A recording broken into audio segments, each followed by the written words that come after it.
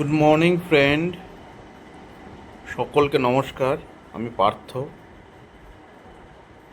আমি শিলিগুড়িতে কর্মসূত্রে থাকি। তো আজকে আমরা প্ল্যান করেছি একটা নতুন জায়গা এক্সপ্লোর করব। হয়তো অনেকেই দেখেছেন, তবুও আমি বলি, এটি একটি ফেমাস জায়গা। সেটা হলো যে নর্থ বেঙ্গলের loop bridge. So loop bridge দেখতে আমরা যাচ্ছি। তো আপনাদের সকলেরই ভালো লাগবে। ভোরবেলা আজকে আমরা বেরিয়েছি সকাল 6টা। এখন ক্রস করছি সেবক রোড। যে এশিয়ান হাইওয়ে রেডি হচ্ছে অলরেডি দেখতে পাচ্ছেন আপনারা। Asian highway under preparation, under developing. তো দুদিকে আর্মি ক্যাম্প ক্রস করে সকাল 6টার সময় আমরা দুটি বাইকে ছুটে চলেছি একটি দারুণ সুন্দর স্পটে, যেটা আপনাদেরকে মনোমুগ্ধকর করে তুলবে এবং সকলকে আসতে বাধ্য করবে। আপনারা যারাই যেখানে থাকবেন তারা শিলিগুড়ি থেকে মাত্র আধ ঘন্টা থেকে 45 মিনিটের মধ্যে জায়গাতে পৌঁছে যাবেন। এটি বেঙ্গল সাফারি আমরা ক্রস করছি। বেঙ্গল সাফারি একটি কৃত্রিম ফরেস্টের মধ্যে তৈরি করা হয়েছে। এখানে আপনারা সাফারি করতে পারেন চার্জেবল বেসিসে। ওয়াক সাফারিও আছে, সঙ্গে জিপ সাফারি, এলিফেন্ট সাফারি এগুলো দেখতে পাওয়া যায়। তো আমরা চলেছি সেবক ফরেস্টের মধ্যে দিয়ে। খুব সুন্দর ওয়েদার। আজকে সকাল 6টার সময় আমরা রওনা দিয়েছি। তো রাস্তায় গাড়ির চাপও অনেক কম আছে। তো এত ভালো ওয়েদার, গতকাল রাতে বৃষ্টি হয়েছে, বেশ ঠান্ডা ঠান্ডা ওয়েদার রয়েছে, খুব একটা অস্বস্তিকর পরিবেশ নয়। তো একটু জ্যাকেটও পরতে হয়েছে আমাদেরকে রাইড করার জন্য। তো সবুজ পাতা একদম ভরে গেছে ফরেস্ট। সামনেই এলিফেন্ট করিডর আমরা ক্রস করছি। তো ওই জায়গাতে একটুখানি সাবধানতা অবলম্বন করতে হয়, কারণ বলা যায় না, যখন তখন হাতির উপদ্রব হয়েই থাকে। তো তার থেকে দূরে থাকা দরকার। অলরেডি 6:30 বেজে গেছে, একটু লেট হয়ে গেছে। তো আমরা সেবক ফরেস্ট ক্রস করছি। সেবক ফরেস্ট দেখুন, রাস্তা খুব সুন্দর, দারুণ রাস্তা। রাস্তায় কোনো রকম যানজট নেই, কোনো রকম রোডে ডিস্টারবেন্স নেই। তো আমরা দুটি বাইক একই সাথে আমরা যাচ্ছি। আমাদের ডেস্টিনেশন হচ্ছে বাগরাকোট লুপ ব্রিজ, যেটা পার্শিয়ালি ওপেন হয়েছে, যেটা দিয়ে খুব শীঘ্রই আমরা লাভা, লোলেগাঁও, ইভেন কালিম্পং ডিস্ট্রিক্টও খুব তাড়াতাড়ি পৌঁছে যেতে পারি। সামনে আমাদের এক বন্ধু এগিয়ে চলেছে। তো আমরা খুব শীঘ্রই পৌঁছে যাব, খুব একটা সময় লাগবে না। তো চেষ্টা করছি সাবধানে গাড়ি চালাবার, কারণ সকালবেলা একটু র্যাশ ড্রাইভিং হয়ে থাকে। ওদিক থেকে সিকিমের গাড়িগুলো আসে, তাদের শিলিগুড়িতে এসে পিক আপ করে প্যাসেঞ্জারদের টাইমে সিকিম পৌঁছে দিতে হয়। ইভেন সকালের দিকে বিভিন্ন রকম শাক সবজি, ফলমূল এই ধরনের যেগুলোরও ট্রান্সপোর্টার গাড়ি আছে, তারাও প্রচণ্ড তারায় গাড়ি র্যাশ ড্রাইভিং করে থাকে। তো আপনাদের সকলকেই বলবো, আপনারা যে যাচ্ছেন, যদি যান একটু সাবধানতা অবলম্বন করবেন। একটু পরে আমরা সেবক কালীবাড়ি পৌঁছে যাব। সেবক কালীবাড়ি পৌঁছানোর পরে আমরা ফেমাস ব্রিজ, যেটাকে আমরা বলছি সেবক করোনেশন ব্রিজ, কেউ কেউ সেবক রোডওয়ে ব্রিজও বলে, সেই ব্রিজটিও আপনাদেরকে দেখাবো। দারুণ সুন্দর পরিবেশ, এত সুন্দর ন্যাচারাল ভিউ প্রত্যেককে মুগ্ধ করে এবং প্রত্যেকে দাঁড়িয়ে সেখানে কিছুক্ষণ সময় কাটায়। ট্যুরিস্টরা দাঁড়িয়ে ফটো তোলে, টাইম পাস করে এবং তাদের মেমোরিগুলো চিরকাল স্মৃতি হয়ে থেকে যায়, সুন্দর স্মৃতি হয়ে থেকে যায়। তো আমরা এখন ক্রস করছি হচ্ছে সেবক রেলগেট, বাদিকে সেবক স্টেশন। রেলগেট ক্রস করে আমরা ছুটে চলেছি সেবক কালীবাড়ির দিকে। আপনাদের সকলকেই বলবো, এই রোডে অনেকেই হয়তো অনেকবার এসেছেন, তবুও যারা নতুন আসবেন একটু সাবধানতা অবলম্বন করবেন, কারণ চারপাশে এত সুন্দর পরিবেশ, দেখতে দেখতে মনে হয় যেন দেখতেই থাকি। তো সেই জন্য একটুখানি সাবধানতা অবলম্বন করা উচিত। আমাদের সঙ্গে তিস্তাও ছুটে বেয়ে চলেছে, রাস্তার ধার দিয়ে তিস্তা যাচ্ছে। তো তিস্তা নদীর ভয়ানক রূপ আমরা প্রত্যেক বছরই দেখে থাকি। এত সুন্দর ভয়ানক রূপ যে প্রত্যেকবারই রাস্তা বন্ধ হয়ে যায়। সিকিমের রুট বেশ 1-1.5 মাস সময় লাগে সেই রুটকে ঠিক করবার জন্য। এখন আপাতত জলের তোর কম আছে, কারণ তিস্তা যে ড্যাম্প হয়েছে সেখানে জল মাপ অনুযায়ী ছাড়া হচ্ছে। তবুও তিস্তা বর্ষাকালে অতীব ভয়ঙ্কর হয়ে ওঠে এবং রাস্তার ক্ষতি করে থাকে, যার ফলে যানজটের সৃষ্টি হয় এবং যোগাযোগের ব্যাহত হয়। তো আমরা আশা করি আর 5-6 মিনিটের মধ্যেই সেবক কালীবাড়ি পৌঁছে যাব। সেবক কালীবাড়ি ক্রস করব এবং বলতে বলতে দেখুন কালীবাড়ি ঢুকে গেছি। এই বাদিকে সেবক কালীবাড়ি আমরা ক্রস করছি। ক্রস করে আমরা রাইটে চলে যাব করোনেশন ব্রিজ ক্রস করে টুয়ার্ডস কালিম্পং ডিস্ট্রিক্টের দিকে।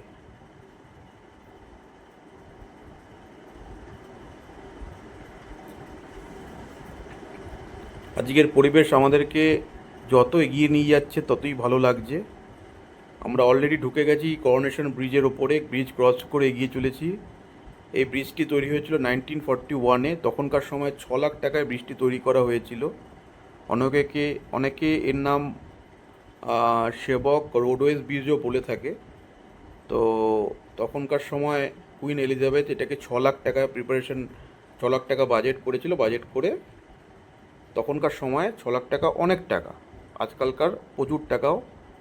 এবং যা দেখতে এত ভালো, এত সুন্দর তার ইনফ্রাস্ট্রাকচার, যেটা আমরা খানিকক্ষণ দাঁড়িয়ে দেখতে বাধ্য হলাম যে এই তিস্তা নদীর উপরে যে ব্রিজটি করা হয়েছে তার ইনফ্রাস্ট্রাকচার তখনকার সময়ে এত মজবুত করে করা হয়েছে যে এখনও অবধি আমরা সেই ব্রিজ ব্যবহার করছি। এবং এই ব্রিজটি বেসিক্যালি দার্জিলিং এবং কালিম্পং দুটি ডিস্ট্রিক্টের একটি যোগাযোগ বহন করে যাচ্ছে। একমাত্র এই ব্রিজটি হচ্ছে দুটি ডিস্ট্রিক্টের মধ্যে যোগাযোগ সর্বদা মেনটেন করছে। এবং আজ খুব ভালো লাগছে বৃষ্টিকে আমরা আজকে অতীব সময় ধরে দেখছি এবং নিজেদেরকে গর্ব অনুভব হচ্ছে যে আমরা এরকম একটা স্টেটে থাকি এবং আমাদের স্টেটে এত সুন্দর পরিবেশ এবং মনোমুগ্ধকর জায়গাগুলো রয়েছে, যা প্রত্যেক ভ্রমণ পিয়াসু ব্যক্তিদেরকে টেনে নিয়ে আসে। তার মধ্যে আমরাও একজন। আমরা আবার ছুটে চলেছি লুপ ব্রিজের দিকে। তো আজকে যে জায়গায় আমরা যাব সেটা দেখার পরে আপনার চোখ ফেরাতে পারবেন না। প্রত্যেকেরই টার্গেট থাকবে, তারা কোনো না কোনো দিন যখন শিলিগুড়ি থেকে লাভা, লোলেগাঁও বা কালিম্পংয়ের উদ্দেশ্যে জার্নি করবেন, অবশ্যই ব্রিজটার উপর দিয়ে যাওয়ার চেষ্টা করবেন। আপনাদের একটা মনোমুগ্ধকর স্মৃতি সারা জীবনের মতো থাকবে যে আমাদের বেঙ্গলেও এরকম একটি ব্রিজ তৈরি হয়েছে, যে ব্রিজের ওপর দিয়ে গেলে আপনাকে কখনোই মনে হবে না আপনি ইন্ডিয়াতে রয়েছেন, মনে হবে যেন আপনি অন্য কোনো কান্ট্রিতে চলে এসেছেন। এই ব্রিজটি বেসিক্যালি অনেক রকম বাধা বিঘ্নতা করে বহু বছর ধরে এই ব্রিজটি তৈরি হচ্ছিল। তো খানিকক্ষণ পরে আমরা যখন ব্রিজে উঠব তো আপনারা বুঝতে পারেন ব্রিজের ইনফ্রাস্ট্রাকচার কতটা ভালো করে করা হয়েছে, যে প্রায় 134 ফিট উচ্চতা ব্রিজটি কভার করছে। এবং দেখুন অলরেডি আমরা ঢুকে গেছি বাগরাকোট টি বাগানের মধ্যে। এই ব্রিজটি বেসিক্যালি অবস্থিত বাগরাকোট অঞ্চলের মধ্যে, তাই একে বাগরাকোট লুপ ব্রিজ নাম দেওয়া হয়েছে। তো যত এগিয়ে যাচ্ছি আমাদের আকর্ষণ আরও বাড়ছে, আমাদের হৃৎপিণ্ড ততই কম্পন বাড়ছে, কারণ এই বৃষ্টিতে আমরা আজ প্রথমবার উঠব। এর আগে বহুবার আসার চেষ্টা করেছি কিন্তু বৃষ্টি তখনও কমপ্লিট হয়নি। তো এখন বৃষ্টি প্রায় কমপ্লিট, 90% বৃষ্টি কমপ্লিট এবং সুসজ্জিত, যার ফলে বৃষ্টি দিয়ে যেতে কোনো বাধা নেই। অলরেডি আমরা বাগরাকোট রেলগেট ক্রস করে আমরা ব্রিজের দিকে রওনা দিয়েছি। এই ব্রিজটি যে এনএইচকে কানেক্টিং করছে তার নাম 717, NH 717। এটি বেসিক্যালি কালিম্পং ডিস্ট্রিক্ট থেকে নিচের দিকে নেমে মালবাজারের দিকে চলে গেছে। তো আমরা মালবাজার থেকে যেহেতু আসছি না, আমরা শিলিগুড়ির থেকে আসছি, তার জন্য আমরা বাগরাকোট টি গার্ডেন থেকে ঢুকে গেলাম। এদিক থেকে আমাদের একটু শর্টকাট হবে এবং সামনে কিছু আর্মি ক্যাম্প আছে, আর্মি ক্যাম্পের পাশ দিয়ে আমরা ব্রিজটিকে কানেক্ট করব। কারণ পুরো রাস্তাটি এখনও ওপেন হয়নি, কোনো কারণে পার্শিয়ালি ওপেন করা হয়েছে। একটু অফ রোড আমাদের এই জার্নিতে পেয়েছি, খুবই সামান্য। ওই সামনে দেখা যাচ্ছে অলরেডি ভালো রাস্তা চালু হতে শুরু করে দিয়েছে এবং এনএইচকে আমরা কানেক্ট করব। আপনারা রেডি থাকুন।